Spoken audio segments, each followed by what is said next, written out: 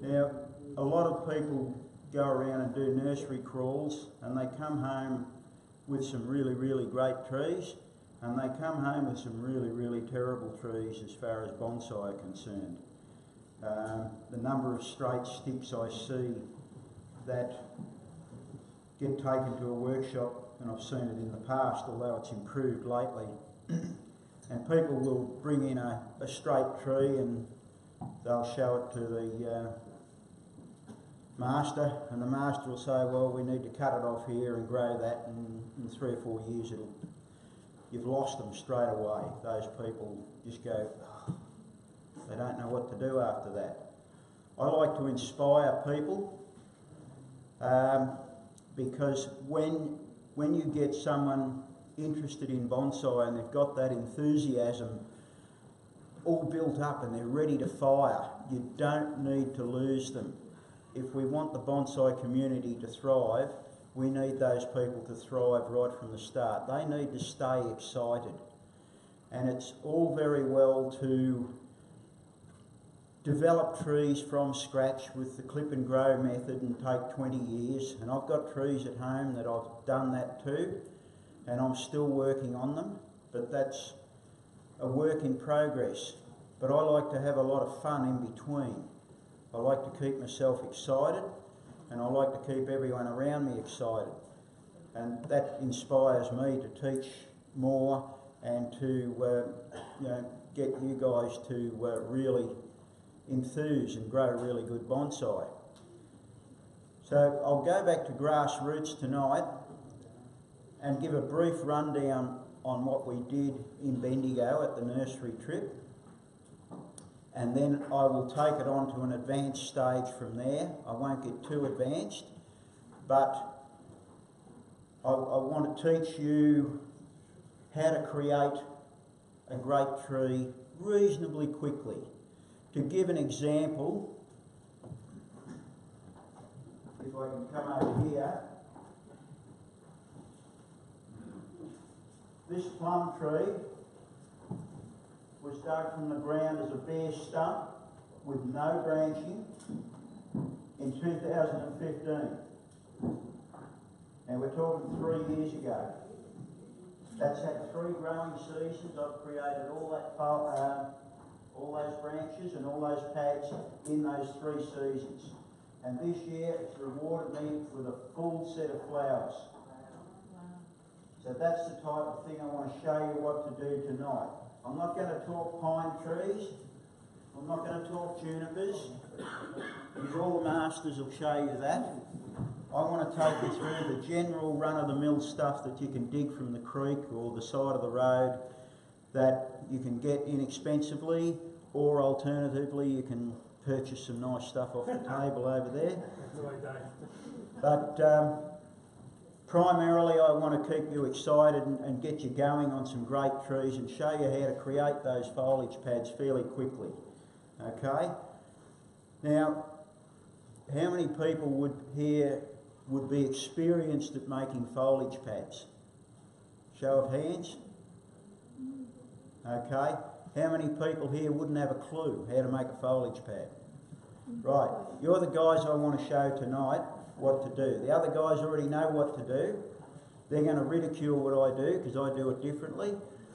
But I want to show you how to have a bit of fun and create some great trees in the meantime.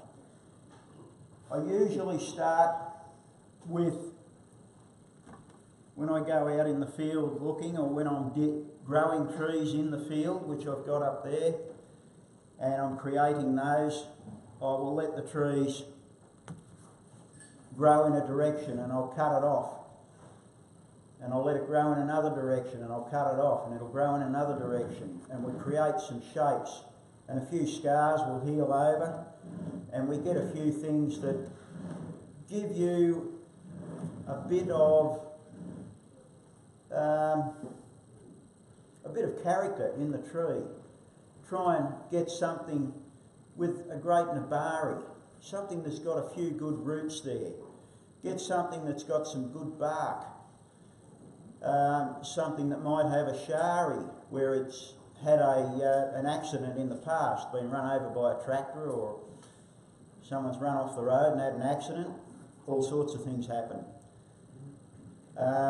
If you can get into a farmer's paddock, and a lot of times all you've got to do is knock on the farmer's door and ask him, and they'll quite often let you go around the fences and dig stuff out.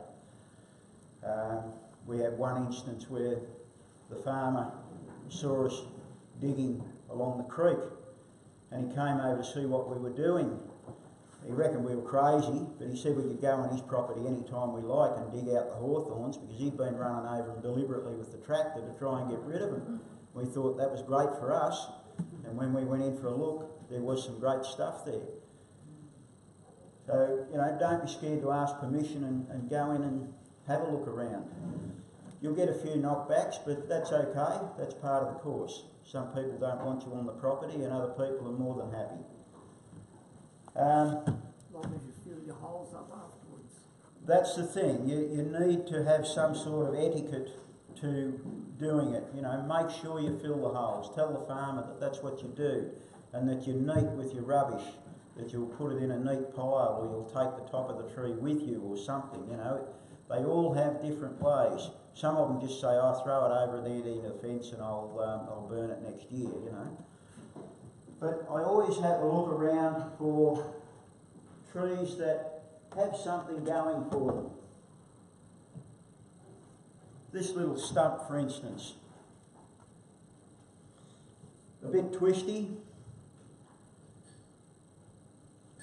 I thought it might look good like that, with a bit of a semi-cascade style. It's got nice bark, it's got a nice twist, great potential.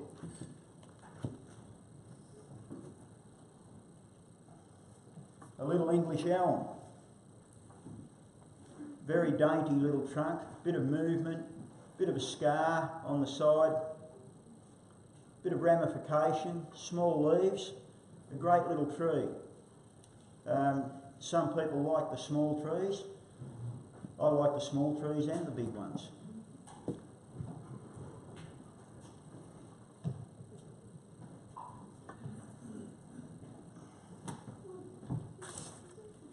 Once again, a trunk that's got nabari, movement, great bark, taper. Easy to dig, easy to look after, and they shoot quite well. This is a desert ash. I'm mainly going to talk with desert ash, English elms and plum trees tonight, because that's what I get the best response from to create these foliage pads so quickly. There's other species that use the same process, but can take a little bit longer to develop those pads.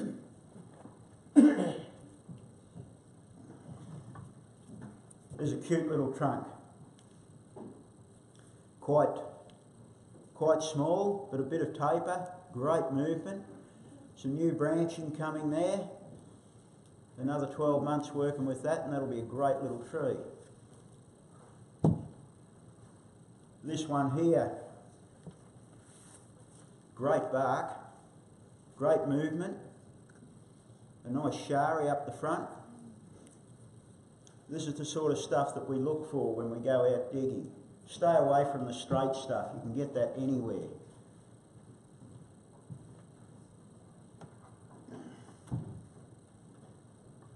Here's one that's a bit different. Quite a thick trunk. I've chopped the main trunk away and tapered it back, and it's on its way to being quite a nice tree. A bit of work left in it yet, but some great potential. We've got a hollow here, and we've got a low branch, tapering, movement at the top, lots of branches. Once again, great to work with. Over those branches, second year branches? It's starting to get secondaries now, yes.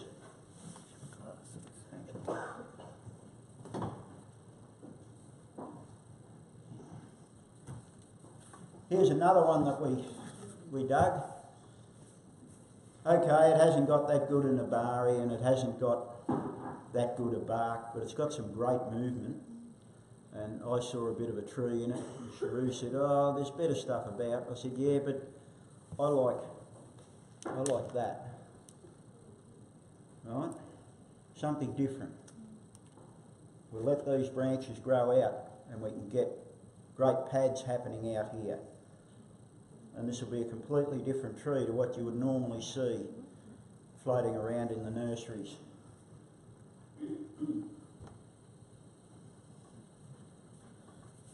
Another little tree. These are all desert ash. Got a good nabari down in under here. Great movement on the trunk. We've cut the rest of the tree away and using one branch and a leader, and we can create a tree from that. And on this you can also see the new shoots coming. These are secondary branches here happening, and this is what we want to talk about tonight. Once we make these primary branches in place, we need to get these secondary branches going so that we can then wire those out in the future and create the foliage pads.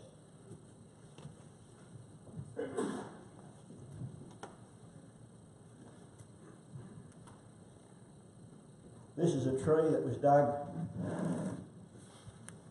last year. This is 12 months out of the ground.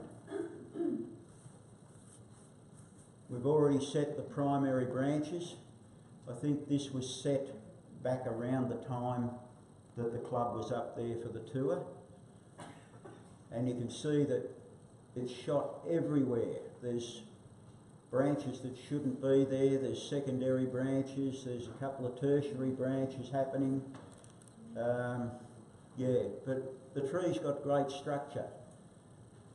So we'll talk about structure in a moment.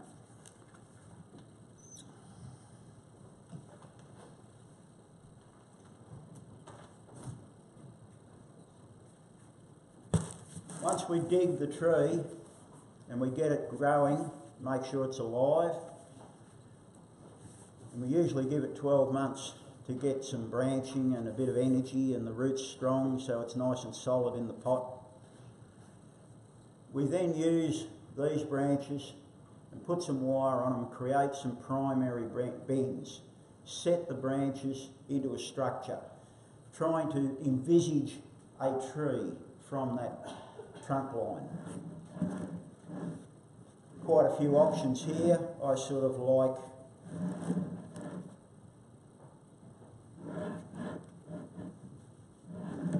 the front about there where my finger is,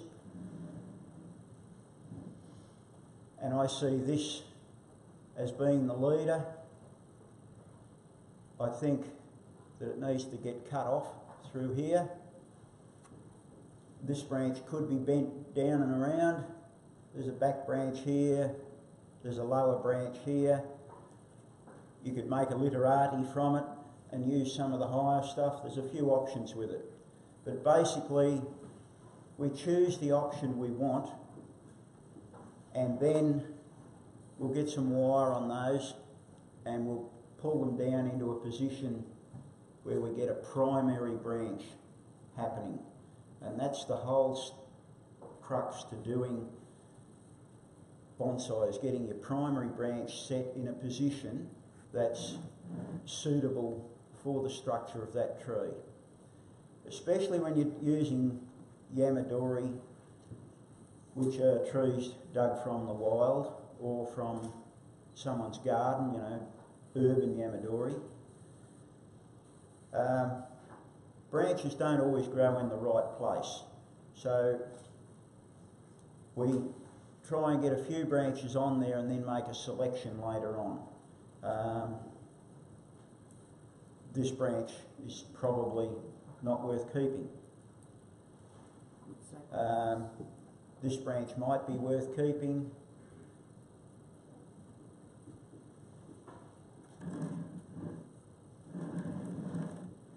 But I won't go into detail of wiring that tonight. the bottom line is we need to set a primary structure. Now, one that we prepared earlier, also back around the time that the club was up in Bendigo, was this plum tree.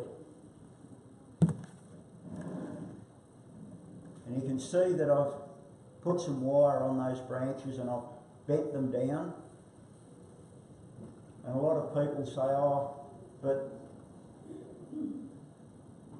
deciduous trees, the branches grow upwards. Well, quite often they do. But deciduous branches also get very heavy, and they might start off growing like that on the tree, but as they get heavy, they will come down. Quite often they will break off. Quite often they will continue to grow up, and other branches will grow down off them. If you look at the English elms along Royal Parade over near the Royal Melbourne Hospital, there's some great structure on those trees. I stood under them for an hour or two there a few months back while I was waiting, and I just stared at the structure. A great structure, but you find that there are branches going up and there's also branches coming down. The branches that grow up have branches coming off them that grow down. And the branches that grow down have branches coming off them that grow up. So, and if you look in the Kokufu book from the Japanese exhibition in Japan, obviously, it's amazing how many of the deciduous trees in those books have the branches pulled down and then the secondary branches come off them and come up. And that's what you see with this tree here. Once we set the primary branches, this thing looked a bit like an octopus. And I looked at it and I thought, this looks terrible. But now that I see all these secondary branches coming off each primary and they're coming up, the tree's starting to fill out. And each primary branch has 1, 2, 3, 4, 5, 1, 2, 3, 4, 5, 1, 2, 3, 4, 5, 6, 1, 2, 3, 4, 5. Most of them have got 5 secondary branches already.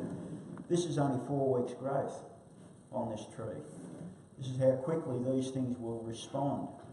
Good food, good water, plenty of sunlight, and these branches need to get a little bit stronger, but give them another month and I'll be able to put some wire on those and pull them down into the shapes that I want them to be. For instance, can you get a shot on this?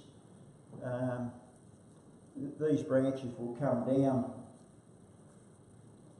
into the profile of the tree to create the secondary structure. Off the secondary structure, we're then looking for tertiary branches. Now, for those of you not in the know, your primary branch is your first branch coming off the trunk. Your secondary branch is what we see with these coming off the primary branch, and then we get branches coming off the secondary branch, which becomes a tertiary branch because it's the third level of branching. Once you get to tertiary level, you're really starting to get some foliage pads happening. Now, I will have full tertiary foliage pads on this by the end of this growing season. So by next autumn, this tree will be in full shape. As I said, that other plum tree over on the end there, that's only 3 growing seasons to create that whole tree. So from this level,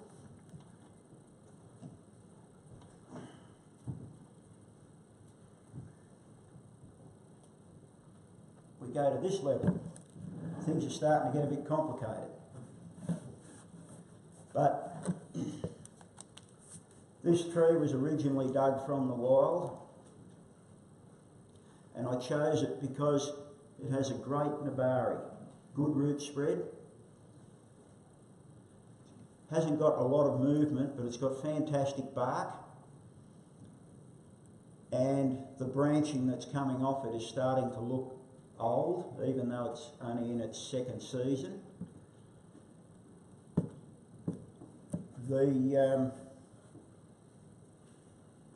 We've got some of the secondary branches have been wired out. We're now looking into the tertiaries now. So to wire this tree tonight would probably take me 3 or 4 hours to get it to what I want it to be. But if you come up and have a look at it later, you can see that the foliage pads are starting to happen. But once again, choose good material. When you go to any nursery, look for the best possible material you can afford. If you've only got $50, you're only going to get a $50 tree, and that's fine. There's some great $50 trees around. Don't buy a $50 stick. Don't just buy a Japanese maple because you want a Japanese maple. Buy the Japanese maple because it's got some structure and some value to it that will create a bonsai. Make things happen as quickly as you can. If you've got an abari and you've got some trunk movement and you've got some bark, you're halfway there. You've only got to create branching. Branching, very, very easy to do. Now, quite often I will let the wiring cut in on the plums and the ash trees, not so much on the English elms. Because especially with the plums, it helps with the transition from the old trunk to the new branches and scars the primary branch up, and it helps with the bark to develop to get a better transition up the trunk line. And on your second wiring, put your wire the opposite direction so that it creates a bit of a crosshatch. And after 3 or 4 seasons, all that crosshatching will grow out of it and you'll just have the crackly bark. I think it's a small price to pay for some of the branching that you can create.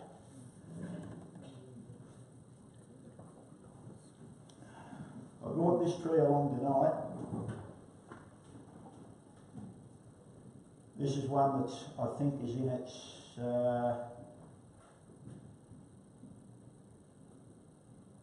is this the second or the third season coming up? Third season coming up. Okay. We kind of got put on the back burner this year. Didn't get around to doing it. Yeah. That's the problem. This tree has a big root spread, lots of muscling, lots of bark, a few major cut-offs, which can be dealt with a bit of carving. You'll see on the tall plum up the end there some of the carving I've done for the cut-offs. It makes it look a little bit more credible. Just with the carving on the big cut-offs, is it not better for people to do that before you start getting your branching and ramification? It's a lot harder to get in there and carve it off if you've got all that. I usually like to do it when I set the primary branches and get the carving done at the same time. Once you start getting secondary branches and branch pads, it's very, very hard to get in there and deal with this. But there's still enough access in this tree to get in there with a die grinder and a Dremel. But in some trees, it's nearly impossible. So that's a very good point, that when you set your primary branching, if you've got any cut-offs, deal with those at the same time. And you'll notice with any of these trees that I have done here, that where I've done the cut-off, that I've carved it off neatly and sealed it so that it will heal over. and that way I don't have to deal with it later on. See, this little tree could very well be cut off through here, and that would make a great little mini, just that piece there. Forget this. You can see the tree in that. Does that come up on the... Yep. Yeah.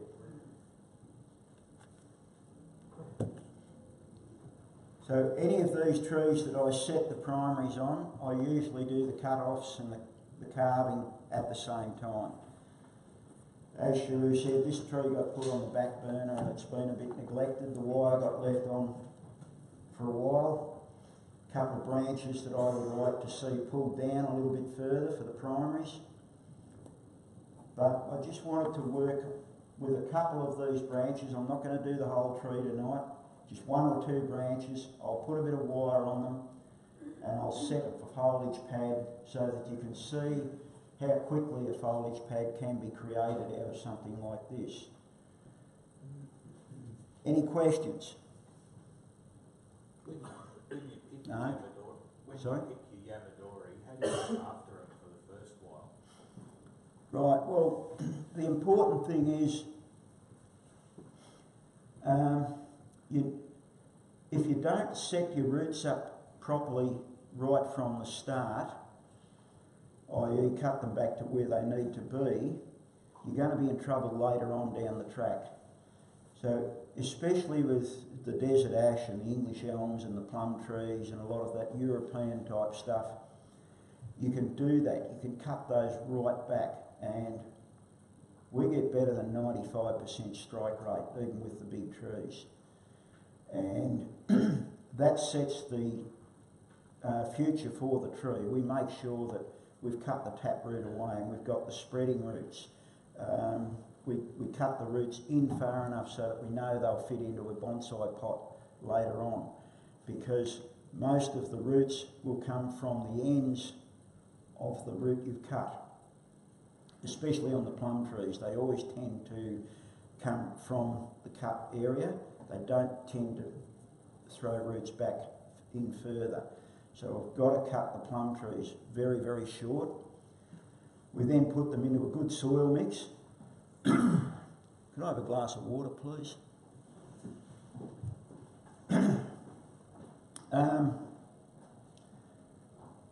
Initially, give them a really good water in, make sure there's no air gaps in under the roots, and let the tree sit. You don't want to be moving it around. Any wobbling around or whatever will break off any of the new roots that are trying to shoot.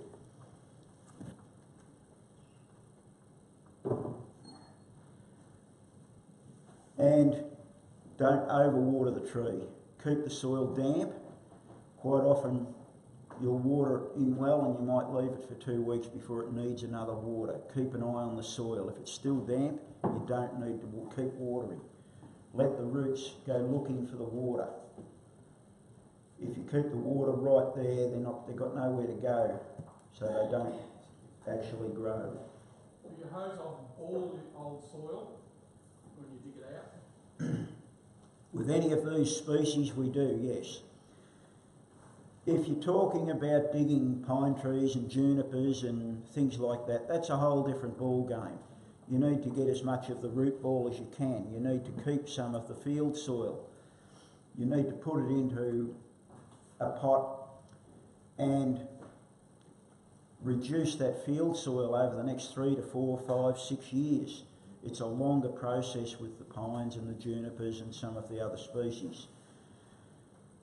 That's why I like to play with these particular species, because they're fast, you can have a lot of fun, they're not overly expensive.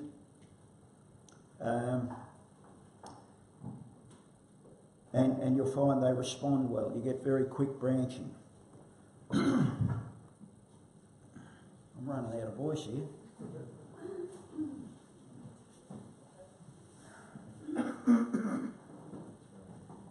So then it's just a matter of getting some shoots to grow and let the tree go in whichever way it wants to.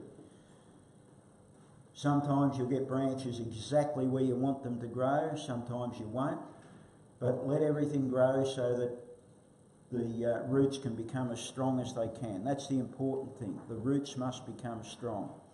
If you've got good roots, you can create good foliage. If the roots are weak and they're not there, you're not going to have good foliage. So the important thing is to get those roots growing.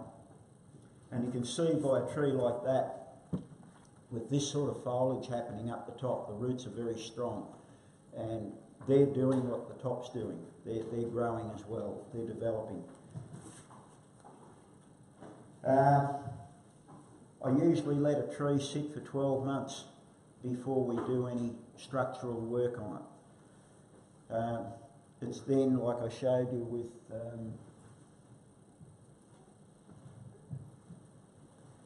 this tree, this is 12 months down the track.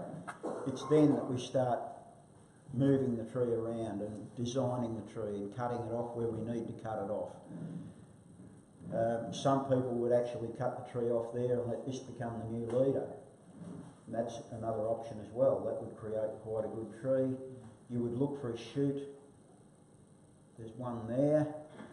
You could cut that branch off there, or you could let that grow, get a bit thicker, and let the apex come off here and work with that. That would sacrifice later. So that tree could be cut off there.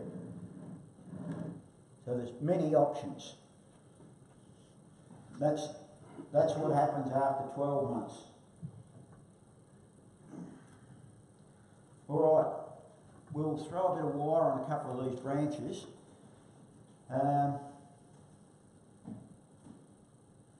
I'll try and explain what I'm doing as I go along. What I try and do when I put my wire on is I look and feel where I would like the branch to go. Now, if I move that branch there, I'm moving it to the left, which means I would wire it anti-clockwise. If I move it this way, I'm moving it to the right, I would wire it clockwise. Because what happens is if you put the wire on clockwise and then you twist the branch to the left, the wire becomes loose, doesn't hold the branch as well. So if you put the wire on in the direction you are moving the branch, as you pull the branch into place, the wire will hold that branch much better. So it's very important to look at the direction you're going to put the wire on before you actually get the wire and start wiring it. Now, that branch there, I would wire that clockwise, so it would come down to the right.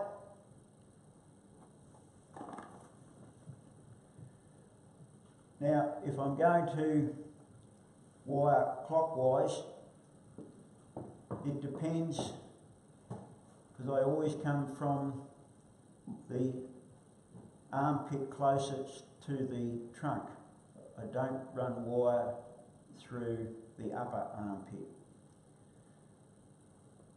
So if I'm going to wire that clockwise, I would bring the wire over the top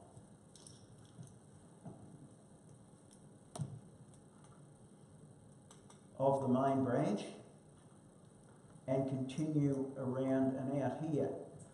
If I wanted to go anti-clockwise, I would come from underneath and the wire would go around anti-clockwise. Does everyone understand that? Yes, Sharu. I noticed you said twist instead of bend. Is there a reason why? Okay.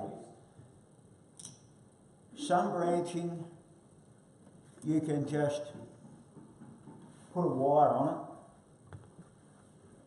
and bend it down. That's quite often very easy to do.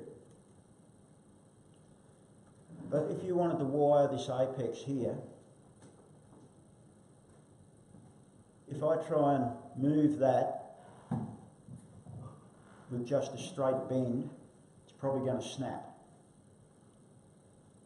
But if I put the wire on clockwise and twist it, twist the branch as I bend it, you can see I can get a much better bend. A twist twist in the branch will always let the branch roll around and come down. If you pull it straight down like that, you break. But a twist down will always help. You can see with this, if I just bent that straight down, it's obviously going to snap. But if I put a twist in it, I can get it right down like that. See the difference? And by getting the right wire on it, I can get that branch right down and very, very tight curves and get some great movement into that branch. And that's by twisting rather than just a straight bend.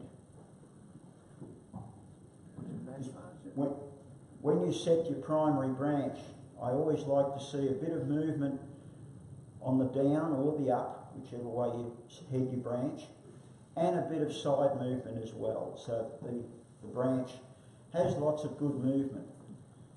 If you've got a fairly straight trunk, you probably don't want to over accentuate the movement because it's not credible. If you've got a bean pole for a trunk and then you've got this really twisty branch at the top, you say, hang on, how did the trunk grow like that and now the branch is doing that? Doesn't work. Try and make your branching look a bit credible to what the tree is going to be. Sometimes it's not always the case. Bonsai is an art form. It's your own personal vision of the tree that you're creating.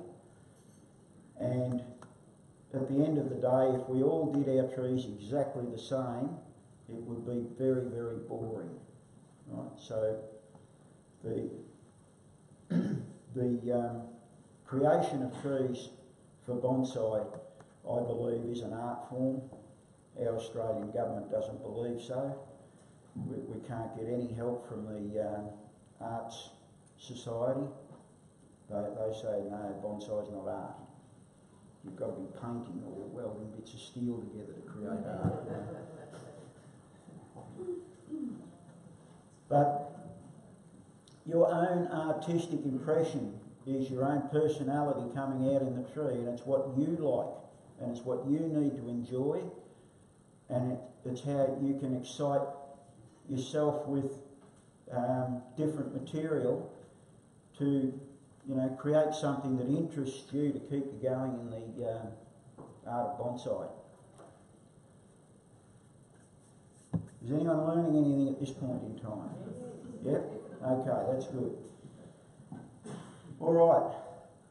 So you can understand what I mean about direction of wire and the direction of the branch. See, if I want this branch to come around this way, I would wire that anti-clockwise. And if I want it to come around that way, I would wire it clockwise. It will make it so much easier to position the branch if it's wired in the correct direction. Little thin branches like this, doesn't matter which direction you wire them because you can put them anywhere you like. But something that really needs the wire to pull it around, the direction is very important.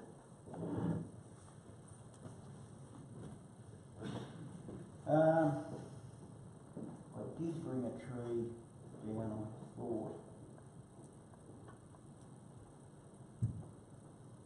Sometimes what I will do, I haven't got one here, I've got a board. When I pull a heavy branch down, I will put a heavy wire on that branch. And I keep my wiring at 45 degrees, or thereabouts, which is the maximum potential for bending that branch with the angle of the wire. Sometimes that wire is not quite heavy enough to move some of these really, really strong branches. So you'll put a second wire on it. But because I put such heavy bends in my branching, I will run the second wire halfway between the first wire, which makes it look like I'll put the wire too close together. But in actual fact, what that's doing is it's helping hold the branch together. It's a bit like putting raffia around the branch and holding the cambium together. If I put the two wires next to one another and run them together, I've got the large gaps between the wiring, which gives me, if I'm bending the branch very tight, I've got this larger area that's susceptible to being snapped. Whereas with the wire halfway between the first one, I'm covering the area, I'm shortening the distance between, so I get a much shorter distance where the branch is supported. So that's something that I do in my primary branching. If you're doing show wiring, you wouldn't be setting primary branches anyway. When you're setting primary branches, the main aim is to get those branches to the shape and the position you want them to be. And whether you do that with 2 or 3 heavy wires, or whether you put guy wires on them, or you hang a brick off them, or whatever you might do, it all helps to get them into the shape you want. Okay? When you're pulling a branch down, always bring your wire from underneath the branch, so that when you bend it, it helps support the branch so it doesn't tear off the trunk. Or if you're doing a secondary branch and you're bending it, you don't want that branch to tear away from the trunk, which quite often happens. I've done it myself. But if the wire comes from underneath and out, it will support and hold the branch against the trunk. I've seen some people come down and the wire comes through the V and then around. There is no support under here whatsoever.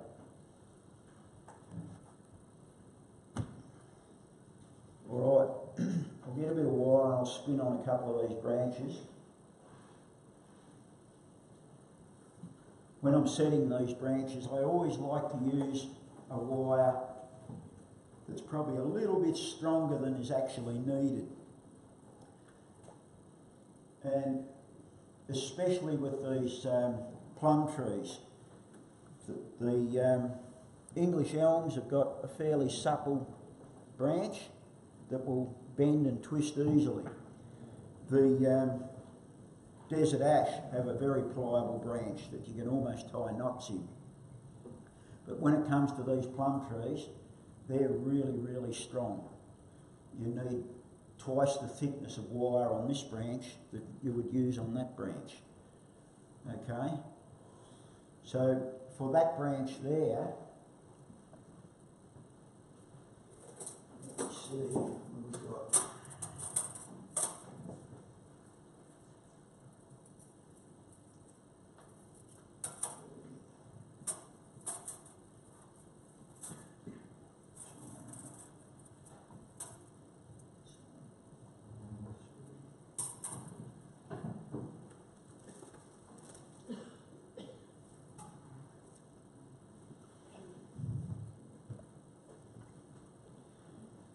So for this branch here, you'd probably get away with a 1.5 mil wire.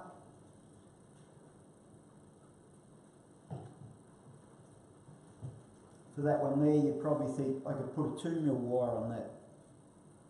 But if I feel that branch and I feel the wire isn't strong enough to move that. The branch will move the wire. So I need to go for something a little bit stronger than 2. If I choose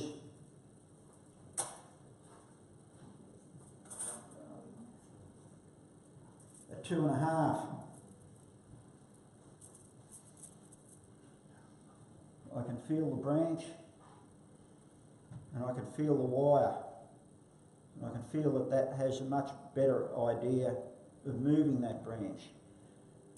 But if I want to put a heavy bend in that, this wire is still not strong enough to set that primary branch. I would probably nearly go for a 3 if I was doing a very tight bend. Yeah, get that. That's a 3. Yeah, if I feel the wire the wire is much stronger than the branch, and it's almost the same thickness as the branch. So it's important that you get the right size wire on there to bend the branch first time. You don't want to be putting a wire on and then find out that it's not strong enough, and you've either got to run a second wire or take that wire off and run a stronger wire. You're doing the work twice and you're wasting wire. So when you're setting structures, quite often it's better to use something a little bit heavier. Now, before I put wire on this, there's a bit of housework to do.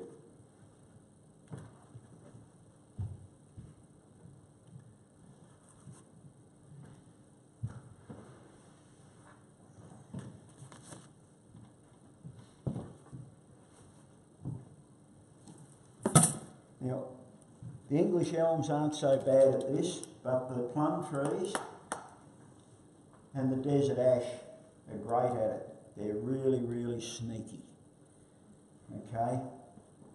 What happens with a plum tree? They all want to grow straight up. So we bend them down. And the tree says, I don't like that. I want to do this.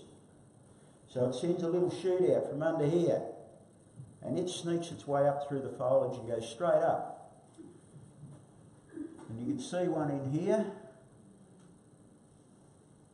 What will happen, you'll have the tree in full foliage, and this sneaky little thing will come up and it'll sneak up through the middle, straight up, and you think, oh, there's a shoot, I'll just pinch it off. So you keep it in the profile of the tree. And you find this dies. What management has decided is that this branch is wired down, you're sacked. This is the new employee, he takes over the CEO position and he takes over. So the rule with plum trees is anything that's growing up is to take it down or take it off. And if anything's coming from the armpit, just pull it out. Don't let it go up or down or anywhere. Just get it out of there.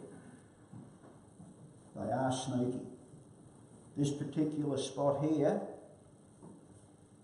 there is 1, 2, 3, 4, 5, 6, 7 applicants vying for the position here to take over from this branch.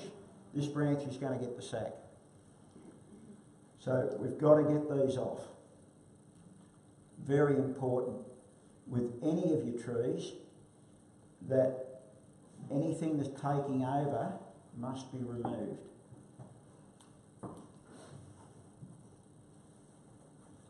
Another one in there. Leave that one. Now then, as we go further out the branch,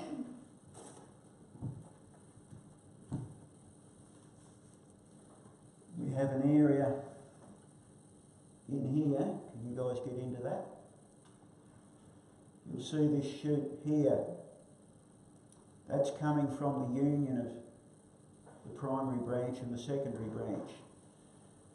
Now management has also decided that this is a new applicant for the job to sacrifice that branch. So it's got to come out. We get rid of that.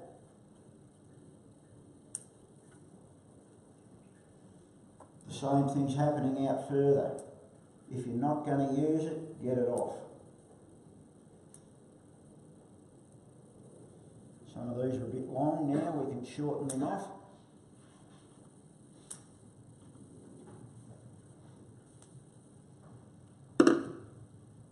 Pinch the end out of that one.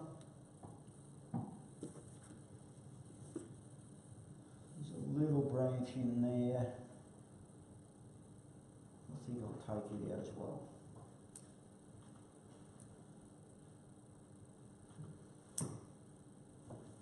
Right, So I'll put a bit of wire on this branch here and give you an idea on how we can set some structure.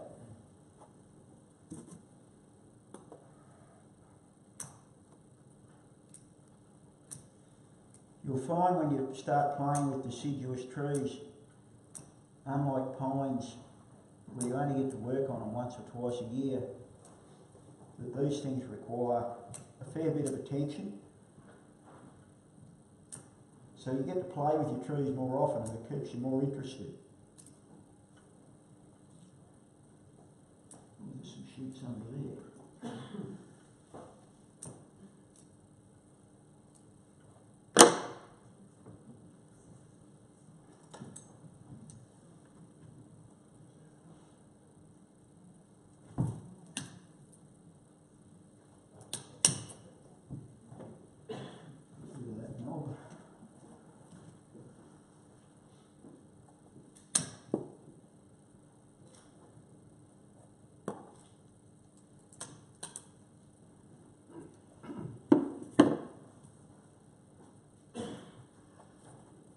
I've just cut a couple of ugly knobs out of the way there, just to give me a bit more access. I'm going to put a heavy wire on these two just to get them out of the way.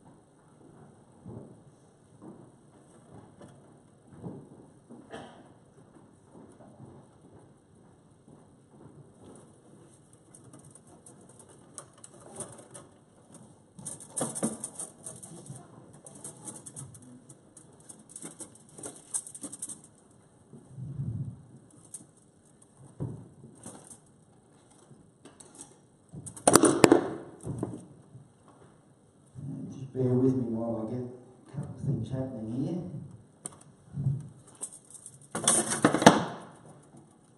Important thing is to get the direction right, so I'm going to take the wire in over the top of the branches. Not so much, because these branches have been wired down before, I'm not particularly worried about the fact that they're going to snap off the trunk. That's not going to happen. So I just want to bend the ends of them down a little bit. Create the anchor on that one and then work my way out this one.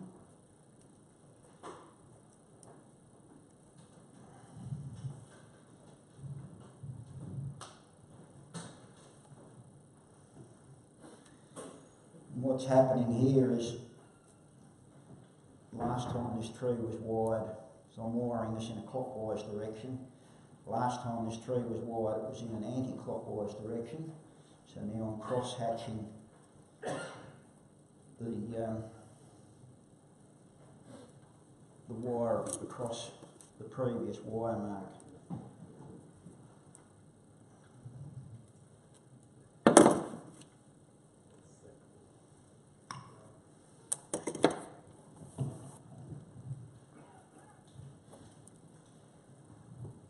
I'm hoping this wire's strong enough to do what I want it to do. Otherwise I'll put a guy wire on it to pull it down a little bit further. Once again, this wire is going in the opposite direction to the previous wire. So it's going to probably scar it in the opposite direction, which will make it a little bit easier to disguise the wire mark as it grows out and the bark comes over it.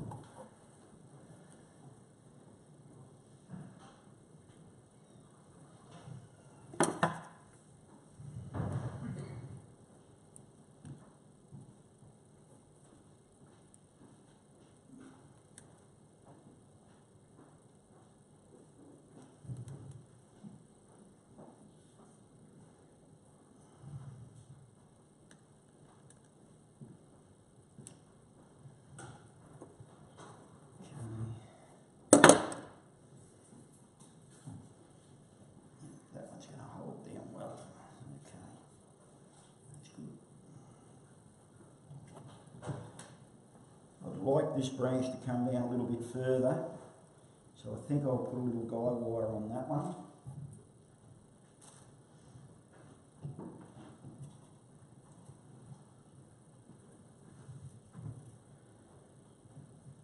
Now, all we're doing here is setting the structure of the tree, so that this particular season these branches will get used to being in that shape, and by the end of the season we'll pretty much have full foliage pads on this tree. So with a bit of carving and some good food, this tree will probably flower next year profusely and create a good crop of flowers and a nice crop of plums. This particular tree is, I'll just term it as the common green plum. The fruit is green, and when it ripens it goes to a yellow colour.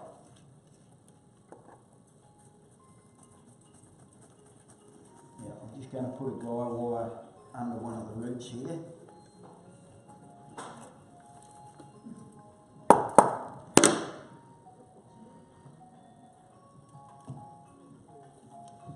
Someone got a music box. That sounds like something my mum used to play when I was 2-year-old.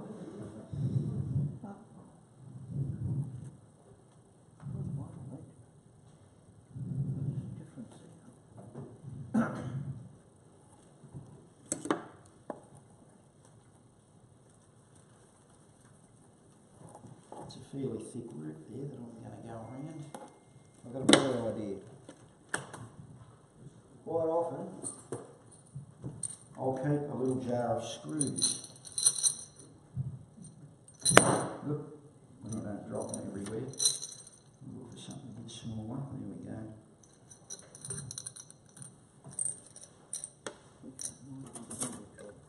I'm not one for winding wires around the trunk. If I've got a branch here that I want to wire, I tend not to come from this branch and wind it right around the trunk and back down to here. What I'd like to do in that instance is I would put a screw in under the trunk in one of the bark fissures, and I would anchor the wire off that screw, and then I would then come up around the branch.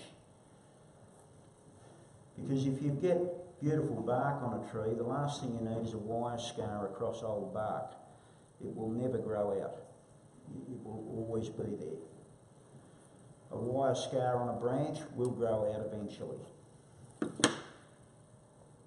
Now, as I said, this root I wanted to put a wire under for a guide wire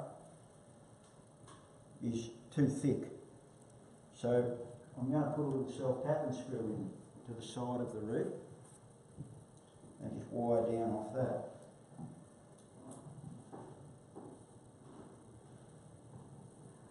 I don't think you can get the camera in here to see it, but I'm just putting the screw into the side of the root. If you tip the pipe up in a minute, Dave, I'll be able to get a look at it.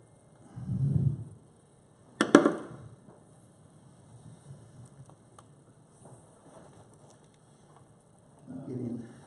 Where is it? To the right.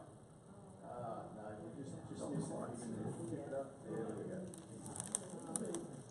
You see the little screw in there? Okay.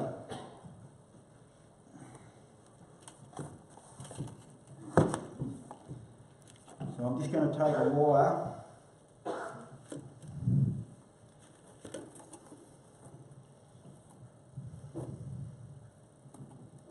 around the screw.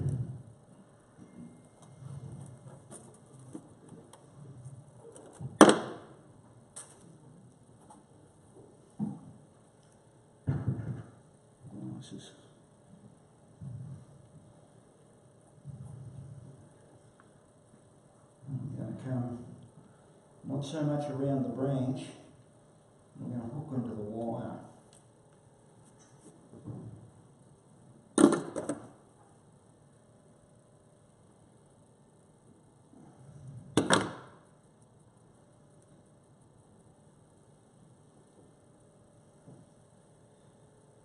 And you'll quite often see bonsai with these guide wires on them. And this is the reason why, because we're trying to get the branch into a position that looks aesthetically pleasing. So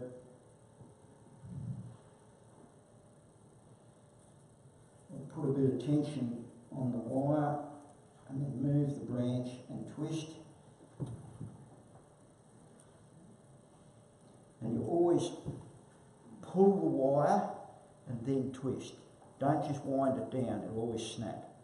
Pull the wire, twist down. Pull it, twist down. Same when you're putting, tying your tree into the pot. Pull the wire, twist down.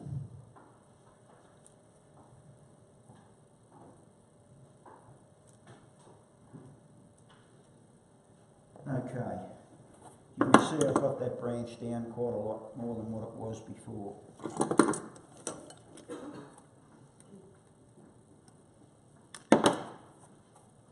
Now, I've got a couple of heavy branches there and a couple of lighter ones.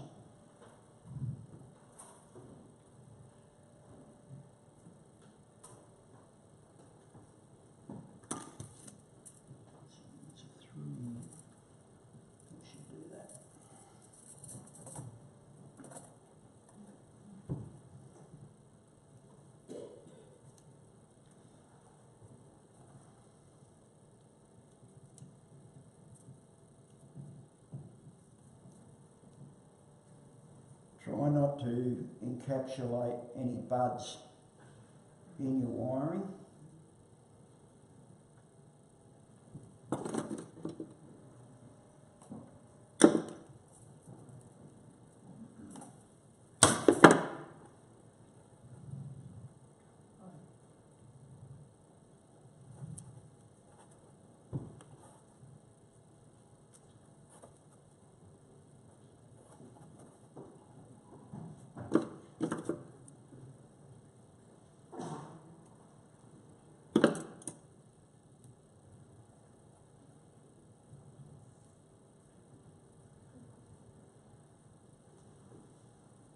I always like to finish my wiring off with just a little loop at the end. It helps hold the branch with the wire, and it also stops you jabbing your eye or your fingers against the wire, and sometimes it looks a bit neater. It's especially helpful if you're doing junipers and pine trees with the little loop on the end. It'll help hold the needle bunch together so that if you loop underneath it and come back up, you can lift the tuft of needles up to point them at the light. And with the junipers, you've usually got a splay of foliage, very untidy at the end, and rather than have 3 or 4 wires out on the end, you can loosely loop the wire around that and it will just pull them together nicely to finish the end of the juniper pad off. So there's little tricks of the trade that we use to do things like that.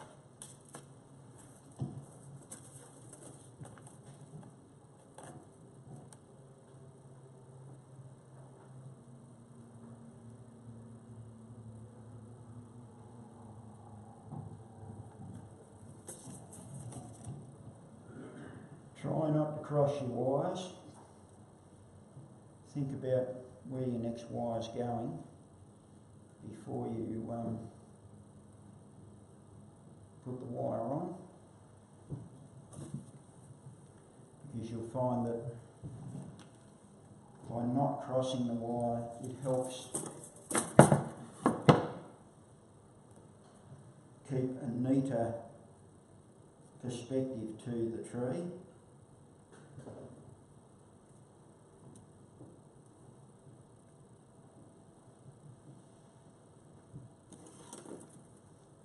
That wire a little bit short. But anyway, just turn the end around with the pliers, that'll be fine.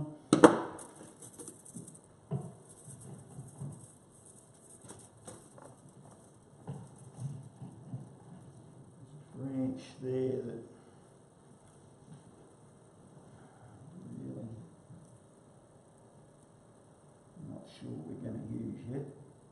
Let's see how we go.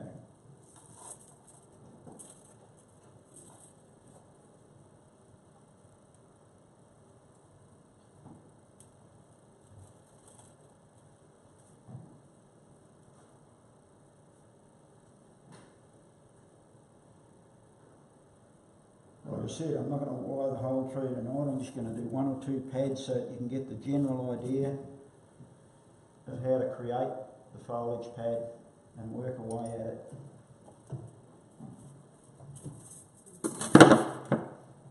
But practice is always good. Don't be scared to have a go, because we all started at the bottom somewhere.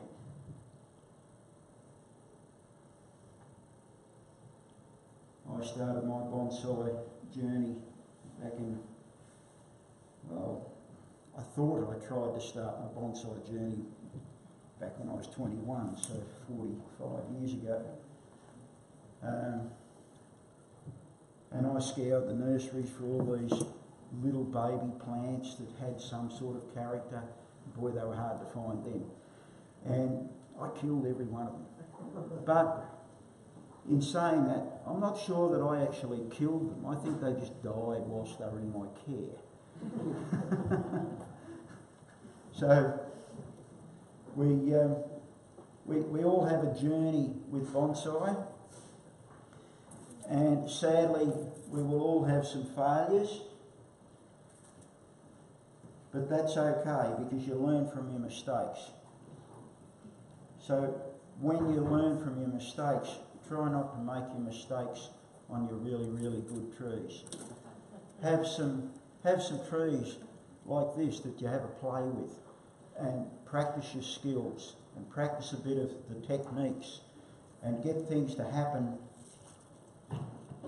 that can excite you to the point where you want to go further with the journey. Some of us have had fantastic bonsai journeys over the time. You know, I'm sure Quentin's excited that he's had such a wonderful time with all his trees, and I'm sure he still does, otherwise he still wouldn't be doing it. And there's others here that envy people like Quentin and some of the other masters around the place with their fantastic trees, but it's all because they got in and had a go and learnt their techniques and learnt their skills where they could actually hone them to the point where you can use it to your advantage to create the best possible tree.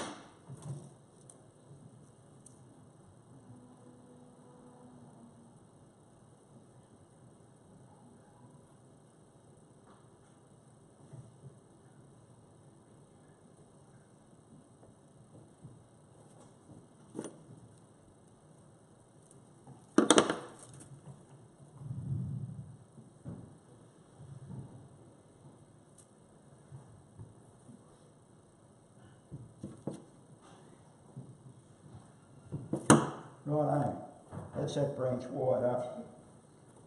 I'll put some wire on this one here, and then I'll place those couple of branches, and you'll get the general idea of what I'm talking about to start to get your foliage pads into place.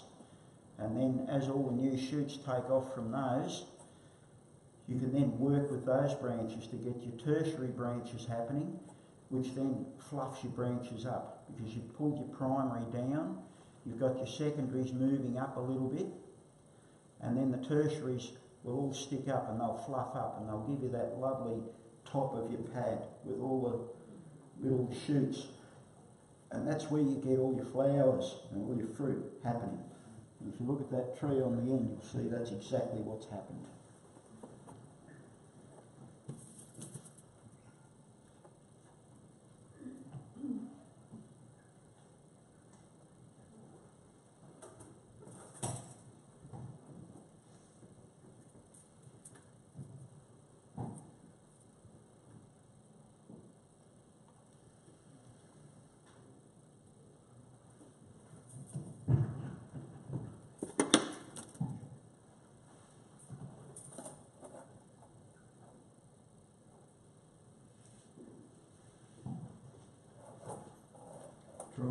direction right here. So I realise that I need to wire this clockwise. So to do that, I've got to take the wire over the top to bring it clockwise.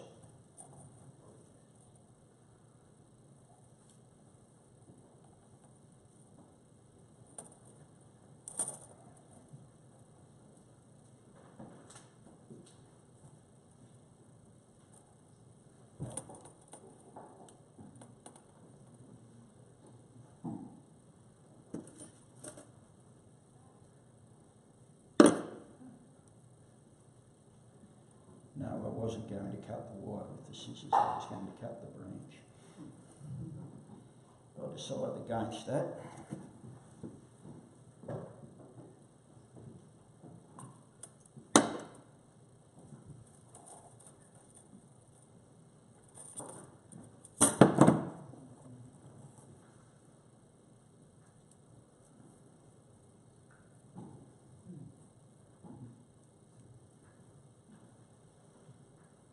Once again, I'm trying not to catch the shoots or the leaves in between the wiring.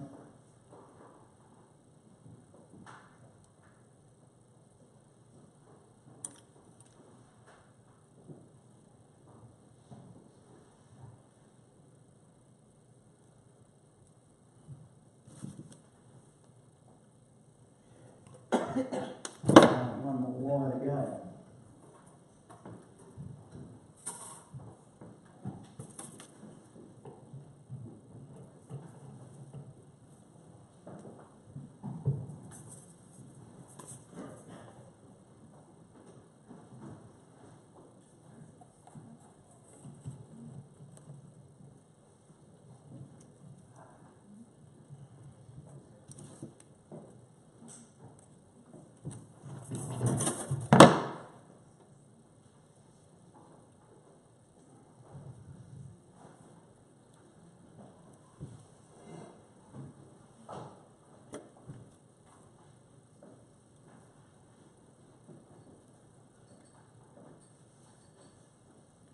When you're putting your wire on,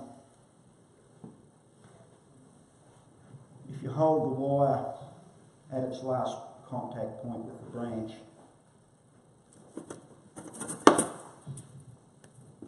so let's say I've got the wire coming around the branch, I'll hold the wire here, I'll pull the wire, so I'm not winding around, I'm pulling the wire and twisting, okay? I watched Mark Nolandis do this many years ago at the Tops weekend up at Sydney, and it absolutely enthralled me, the speed at which that guy could wire. He would just hold the scissors in his hand, he had a small pair of these little wire cutter scissors. Great little jiggers, and you can hold them in your hand like that while you're working, so you've still got full use of your fingers, and then as you work your wire you can then just cut the wire, or you can cut the branch or your leaves or with those, so you just hold them in with one finger in the palm of your hand while you're working. And he held a pair of these in his hand and he threw wires on this tree at such a speed that you really couldn't see what he was doing. And I learnt then that he was pulling the wire as he was doing it. He was just flicking it like that. Sometimes he'd get 2 or 3 twirls in, and he was wiring the branch that fast. Unbelievable.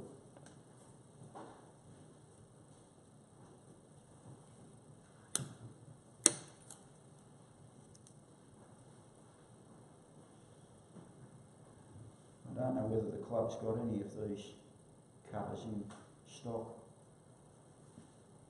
I got these particular ones from David Rojo and they've been great.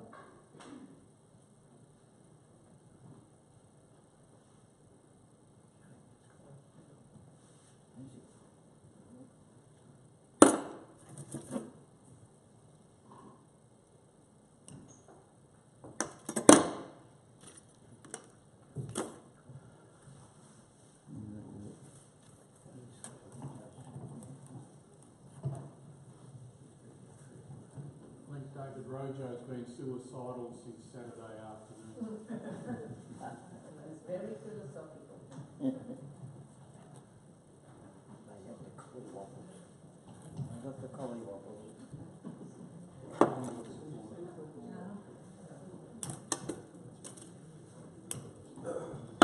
Okay. Now there was one branch here I spoke about earlier. I said I wasn't sure what I wanted to do with it.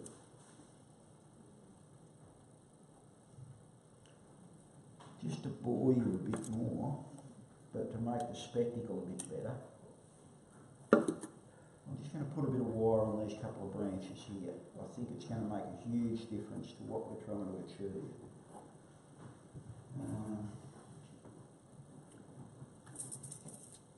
Just bear with me.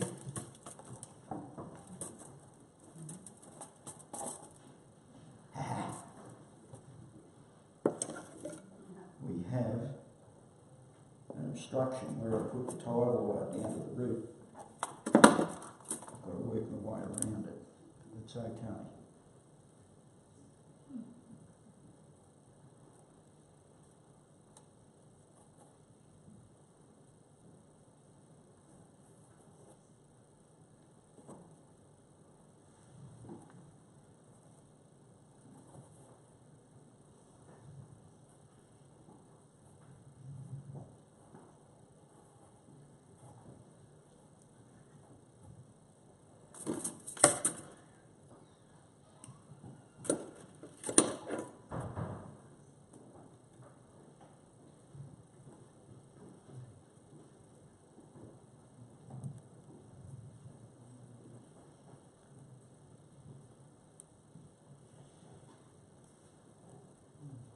I find wiring to be a very integral part of creating bonsai.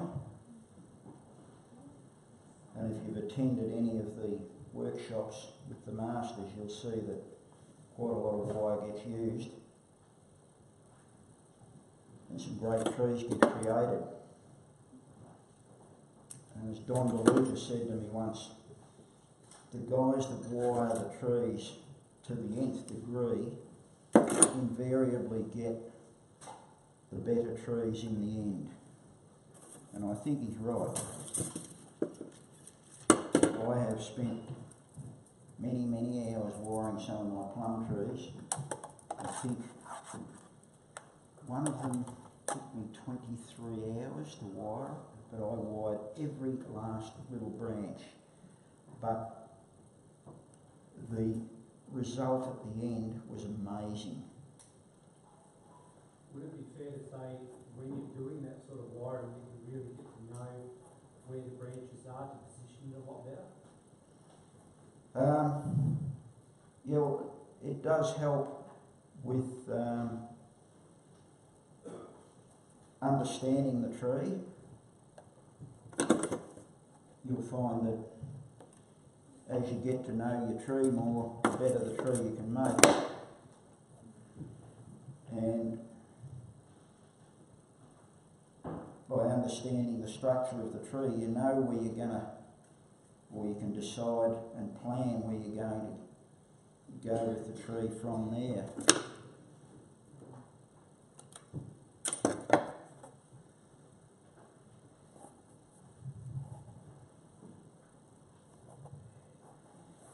As I said before, if you use a wire that's a little bit heavier on some of these stiff plum branches, you'll get a better structure. I got Sharuda wire a couple of plums for me this year, and he used wire that you would normally use for something like this. And when he put it on the plum tree, the branches would not hold. So we had to add extra wires and we had to take wires off. And I think he learnt a lot and understood a lot more as to plums are a whole different ball game to any of the other trees. But the reward is much greater because you will find that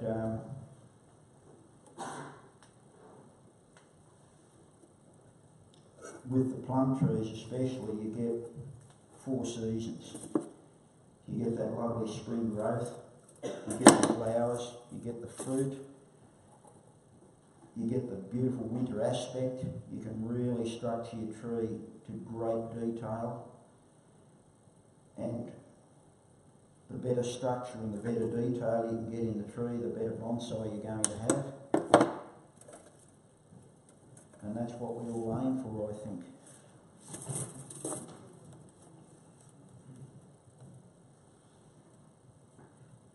Something annoying clouding. This is the last wire, folks.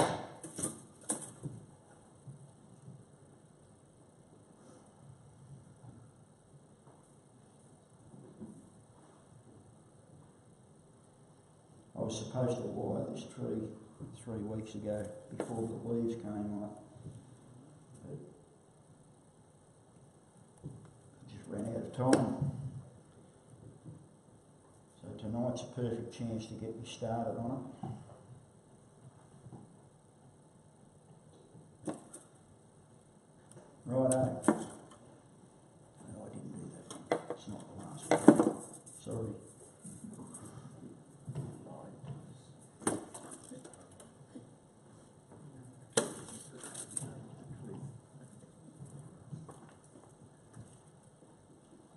This is the last wire.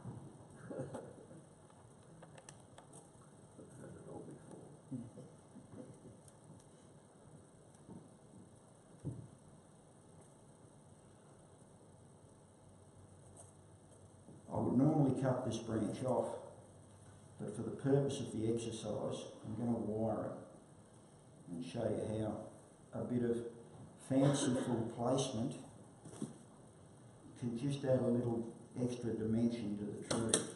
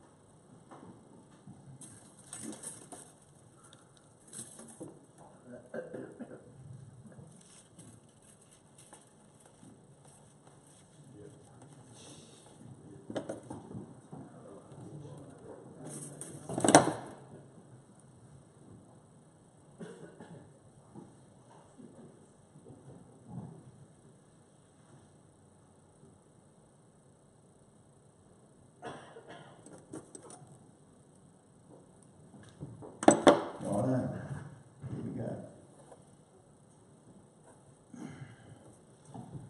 I'll try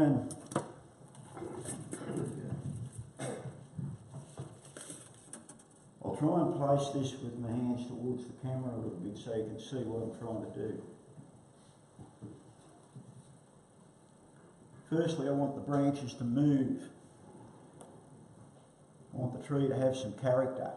It's an old tree. It's got lots of, especially when we get some carving in there, you'll be able to imagine walking through the forest and running into Little Red Riding Hood and the wolf and looking at the big old branches coming down and moving around, and it tells a story. So we'll try and emulate that story a little bit with a bit of branch movement.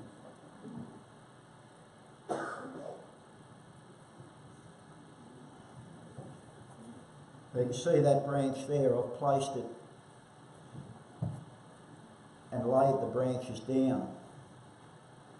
I can do the same with this one to help lower it down into that pad area, and I'm going to twist the branch as I bend it.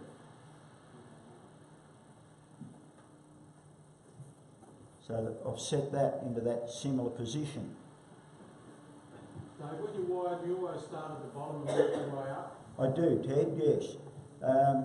It's a good way to start. You're sending yourself up the staircase, because when you set the lower branches and their length, if you started from the top and your branch was too long, for instance, you'd have to finish up out here down the bottom. By setting your precedence at the lower point, you then step up the tree so that you create the triangle effect. Now, whether the triangle is this angle or that angle or whatever, you're getting some sort of triangle in your tree. And this is obviously going to be the lower branch, or you know, the main branch. So I want it to stand out and look like it's going to be important to the tree.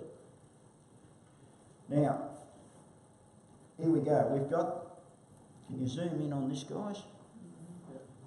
We've got this branch here that's coming slightly from the back of the main branch and a little bit from the top. And we've got this blank area in here, which I consider to be what I call a playground for the new branches. Right? All these areas around the tree are future playgrounds for the branch. If it's a bit cluttered in this area, it's no good the kids playing there because they're going to get run over or bullied. You want the other branch to be over here in another playground. So what I'll do with this branch is I'll try and bring it in over the top so that the branch layers, and as subsequent other branches are grown, I can layer them in over the top. So you fill the whole foliage pad right back to the tree. So you're continually laying your branches back over. And if you get under trees and have a good look around, sometimes they'll cross over. And that's okay, as long as you do it neatly and not unobtrusively. So I'm just going to pull this around and you'll see what I mean about putting it into a separate place within the branch pad.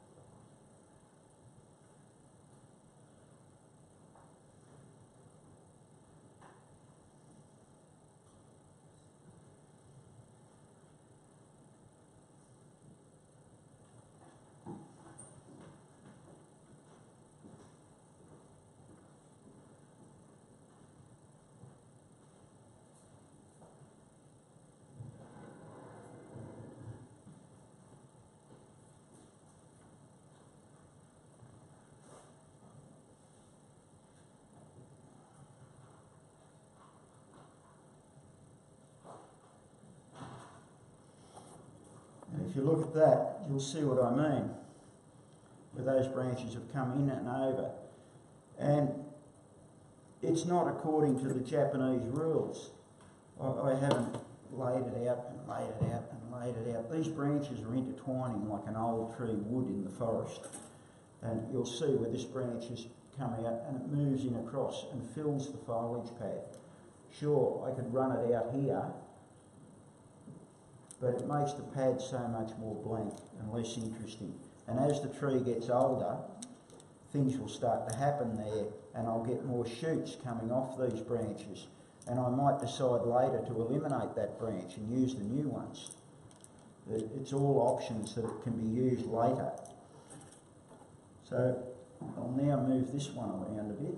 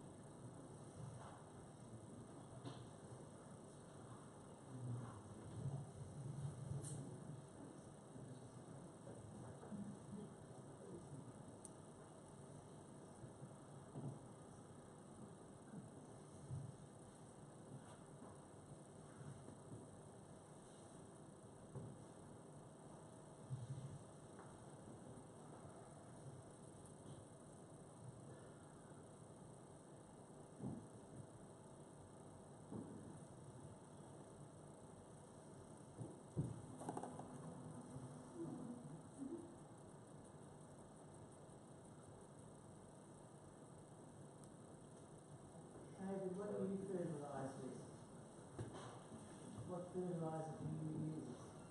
Sorry? What fertiliser do you use? Oh, I use a bit of everything. Bit of Charlie Carp, a bit of the granulised stuff, the smelly stuff.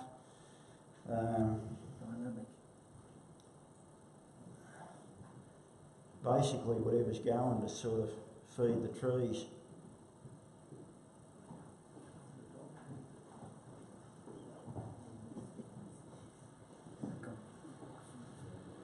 Now, there's another branch pad where all the branches are just pulled in and around into an area, and they're not all at the same height. So it creates a bit of fullness in the branch pad. And as these new shoots get going, they'll start to come up and they'll need trimming off so that they go into secondaries and doing stuff. Now, this is that other branch I said I would normally cut off. But what I'm going to do is just try and integrate it into that, because old trees have old branches and they do interesting things.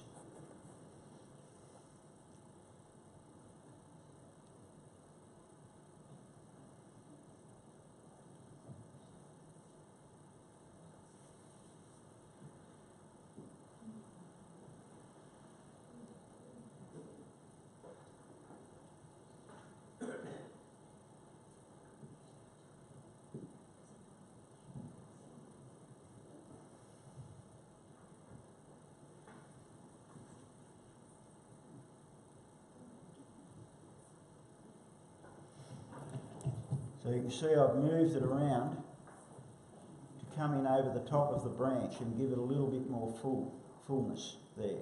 Just a little bit more volume in the pad.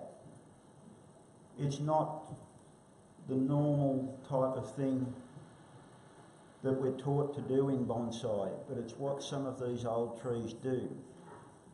And it's how you can get lots of little branches up in your foliage pad very, very quickly by utilising what's there.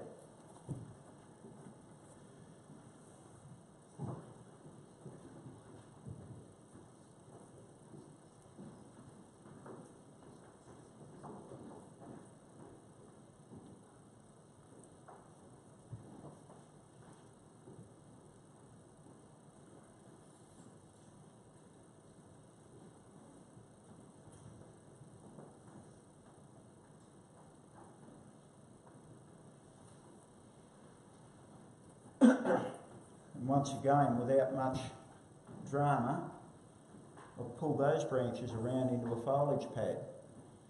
A little bit unorthodox in places, but it serves the purpose to fill those pads. And as the new branches start to shoot out, you can cut some of the uglier branches off and use some of the new branches and get them into better places. So you would continue around the tree. I would wire this into a pad here as such, and I would get another pad. I'd lift this one a bit so it fills that playground, and then I could bring these branches down to fill this empty space, and I could use this branch to fill another empty space, and I could bring this part of the tree down and fill a space in over the top of those, and then I could use this one up here for an apex, and then I could work my way around the tree and just continue to create these pads by wiring and moving them around into areas which become more suitable to doing the tree.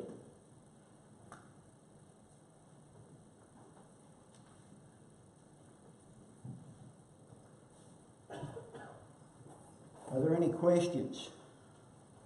If you were going to start carving that, how much would you be taking out of it?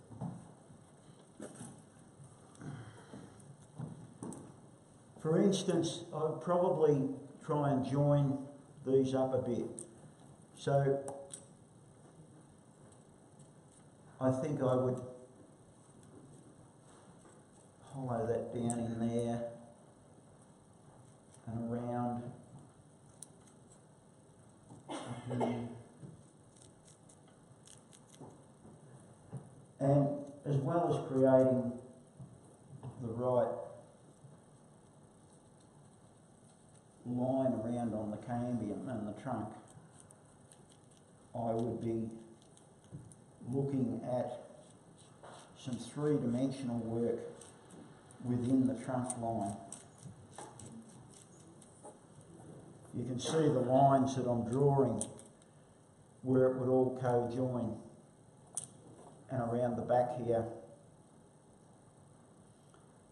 where it would come off, and I would create some three-dimensional work in there to make it look like i.e. the branch had been torn off in a storm and then the rot had got into it, and as wood rots there's softer and harder spots within the wood, so the soft spots become deeper fissures and the hard spots are the highlighted parts of the graining, and you find then that things really start to stand out within the tree.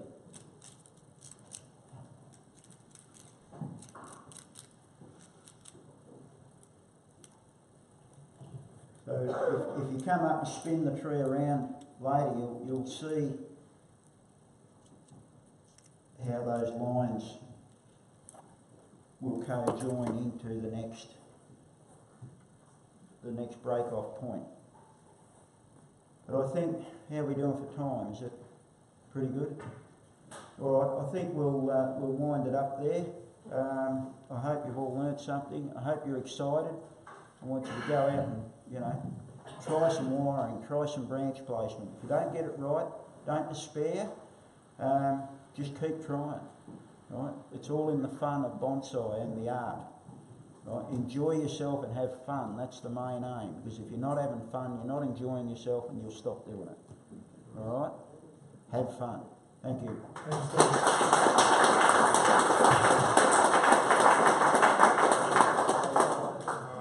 Hope you all enjoy that now. Here's your chance to go and buy one of David's trees. I've talked to David or Shrew, and he can work out a deal.